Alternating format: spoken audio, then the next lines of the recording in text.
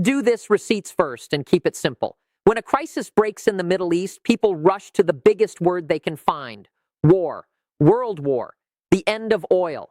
The internet is down. But if you want to understand what is really happening, you have to slow down and sort three things in order. First, what we can confirm happened. Second, what is claimed but not yet proven. Third, what the knock-on effects are, even if the shooting stops fast. This story is not only about missiles and airstrikes, it is also about systems. The systems that keep planes in the air, the systems that keep phones working, the systems that keep energy moving, and the systems that help leaders control what their public can see. Here is the core idea I want to test. In fast-moving conflicts, the first big shock is often not the battlefield. It is the map. The airspace map, the network map, and the trade map. When those maps change, the world feels it before the front lines are even clear. Now, the timeline we can pin down. In early January, Reuters reported a digital blackout in Tehran and other parts of Iran, with mobile phone lines cut in parts of the capital and weakened internet access. That matters now because it gives context. Iran has a recent pattern of communications disruption during periods of tension. It is not a one-off rumor from a single day. Fast forward to February 28th. Reuters reported that Israel said it launched a preemptive attack against Iran. In plain language, Israel was saying, "We struck first because we believed a threat was coming." Reuters also reported that Israel's operation against Iran was coordinated with the United States, quoting an Israeli official. That is an important distinction. Coordination is not the same as identical roles. It does not tell you who pressed which button, but it does tell you this was not a surprise on the day. Around the same time, we're reporting Iranian missile and drone launches toward Israel. As a viewer, you will see lots of numbers thrown around in live coverage. 200 this, hundreds that. Treat those as provisional unless you have a clear official count you can cite. The safest statement is the narrow one. There were reported launches, and Israel reported interceptions. Specific totals can be disputed for days. Now watch what happened next, because this is the part many live videos skip. Civilian air travel reacted fast. Reuters reported that airlines canceled and suspended flights across the region after the strikes. This is not just a travel story. It is one of the first hard signals that a crisis is affecting real-world logistics. Air France-KLM canceled flights to places like Tel Aviv and Beirut for that day and adjusted suspensions. Japan Airlines canceled a Tokyo-Doha service and a return flight. Lufthansa suspended flights to Tel Aviv, Beirut, and Oman and avoided large chunks of regional airspace. Virgin Atlantic avoided Iraqi airspace and canceled a Heathrow-Dubai service. Wizz Air halted flights to Israel, Dubai, Abu Dhabi, and Amman for a period. The exact list can change hour by hour, but the pattern is stable. Airlines do not like uncertainty. They do not like missile warnings. They do not like airspace closures. They do not like mixed signals about who is striking whom. So when you see a sky go empty over a country on flight tracking maps, that is not hype. That is an early indicator of risk being priced into decisions even before markets open. Now, about the mobile networks down claim. This is where you need discipline. NetBlocks, a network monitoring group, reported a disruption, and one figure that circulated was connectivity in Iran dropping to about 54% of ordinary levels. That is a useful data point, but it is not the same as the whole country is offline, and it is not the same as mobile networks are down everywhere. A drop to 54% can mean a lot of things. It can be regional. It can be provider-specific. It can be throttling, not a full cut. It can be a mix of outages and intentional restrictions, and it can change quickly. So here is the correct way to say it in a script if you want to stay honest. There were credible reports of significant internet disruption in Iran. Monitoring data suggested connectivity fell well below normal levels, but the strong version of the claim, mobile networks down as a nationwide complete outage, was not something we can confirm from one clean official statement. This is not word games. It is the difference between journalism and viral clips. If your audience is asking, why does this matter? The answer is simple.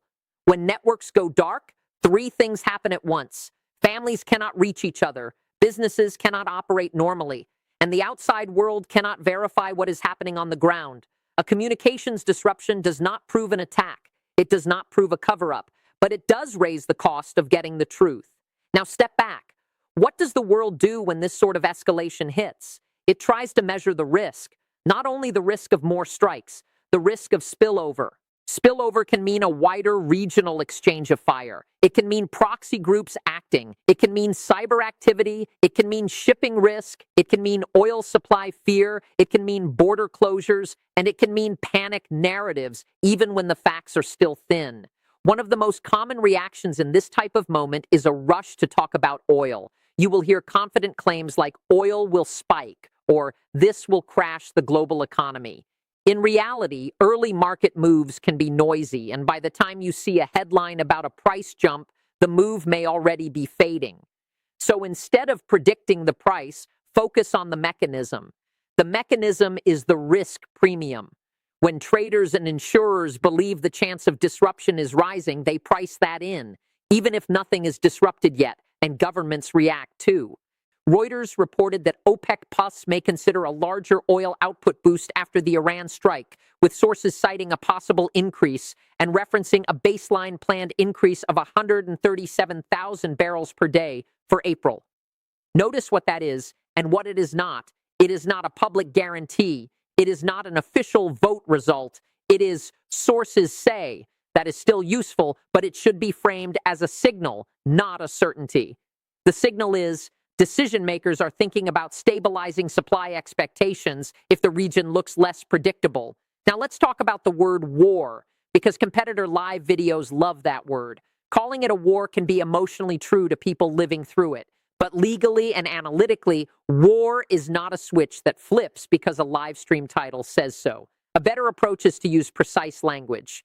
There were strikes, there were launches, there were interceptions, there were cancellations, there were disruptions, there were official statements, there were threats, there were warnings, there were reactions. Those are all things you can track without overstating what is happening. Now, who is most affected right away? Start with travelers. A canceled flight is a small disaster for a single person. Missed weddings, missed funerals, lost money on hotels, fear in airports, parents trying to explain to kids why they are sleeping under fluorescent lights with a suitcase as a pillow. Next, airline crews. Pilots and cabin staff cannot vote their way out of danger. When routes change, their schedules change. When airspace becomes risky, they have to trust dispatchers, intelligence briefs, and their own training. Then, businesses that rely on timing. If flights reroute around large areas, cargo can be delayed. Some goods are perishable. Some supply chains are just in time. Some medical shipments are time sensitive. Even if ships keep moving, air freight matters. It affects prices and availability, especially for high-value items. Now zoom out further. Governments. Israel, Iran, and the United States are not only making military decisions, they are making signaling decisions. Every line in an official statement is aimed at multiple audiences at once. Domestic publics, allies, adversaries, and markets. When Israel calls a strike preemptive, it is also making an argument about legitimacy. It is telling partners and critics this was defensive in intention. When Iran responds, it is balancing multiple pressures too. It may want to show strength. It may want to avoid inviting a larger response. It may want to keep internal control. It may want to preserve room for diplomacy, even while speaking harshly. And when the United States is described as coordinating, that affects deterrence and credibility. It tells allies there is alignment. It tells adversaries the ladder of escalation might be higher than they thought. Now, here is the part many viewers do not hear in the first 24 hours. Second-order effects can outlast the strikes. Even a brief shock can reshape behavior. Airlines may keep avoiding certain corridors longer than you expect because back to normal is not a button. It's a calculation. Insurance costs can rise, not because something happened, but because something could happen again. Cybersecurity teams often go on higher alert in periods like this because cyber operations are a common gray zone tool. You may not see that on camera, but it changes the posture of companies and governments. Information operations can intensify. When networks are unstable, rumors fill the gap. Fake clips spread. Old footage gets recycled. People with real footage cannot upload it. And then outsiders argue about reality based on fragments. Diaspora communities can feel this sharply. When you cannot reach family in a tense moment, you do not care about geopolitics theory. You care about a single message getting through. And inside Iran, if connectivity is disrupted, daily life tightens. Payments, deliveries, navigation, work tools, schooling, even basic coordination can become harder. A partial disruption is still a real disruption for a shop owner trying to place an order or a student trying to submit work. Now, you might be asking, what do we still not know? A lot. We do not have a single, clean, universally accepted account of the full scope of strikes and damage on all sides in real time. We do not have a final, verified count of launched weapons, interceptions, and impacts that everyone agrees on. We do not have a definitive, official statement that proves a nationwide mobile network collapse, as opposed to major internet disruption measured by monitors. We do not know how long reroutes and suspensions will last. Some airlines announce dates, then extend them. We do not know what back-channel talks are happening, if any, to contain escalation. And we do not know how different actors will choose to define success, which matters because definitions drive next steps. So what should you watch next if you want to stay grounded? Watch airspace decisions. They are often an early, real-world indicator of risk. Watch communications. If connectivity drops again, ask whether it is local outage, throttling, or intentional restriction, and look for multiple independent confirmations. Watch official statements for changes in tone. Leaders sometimes shift from "we will" to "we have," and that matters. Watch whether OPEC Plus signals move from "may consider" to "will do," and watch for spillover beyond the immediate parties, because that is where regional crises become global ones. Now, I want to end with a mindset, because this is where people get manipulated. A live stream title is not evidence. A viral clip is not verification. And the loudest account is not the most accurate. If you want to be hard to fool, keep asking the same boring questions. Who said it? How do they know? What would prove it false? What would change your mind? And what is the smallest true statement you can safely say right now? On February 28th, we can safely say there was a serious escalation, with Israel reporting a preemptive strike on Iran, reported coordination with the United States, reported Iranian launches toward Israel, and rapid disruption to civilian aviation across the region. We can also safely say there were credible indicators of major internet disruption in Iran, but the absolute claim, mobile networks down everywhere, should be treated as unproven until stronger confirmation is available. That is not cautious to the point of uselessness. It is cautious in the way reality demands, because when stakes are high, the first casualty is not just peace, it is shared facts. And if you lose those, you lose the ability to make good decisions, even if you have the best intentions in the world.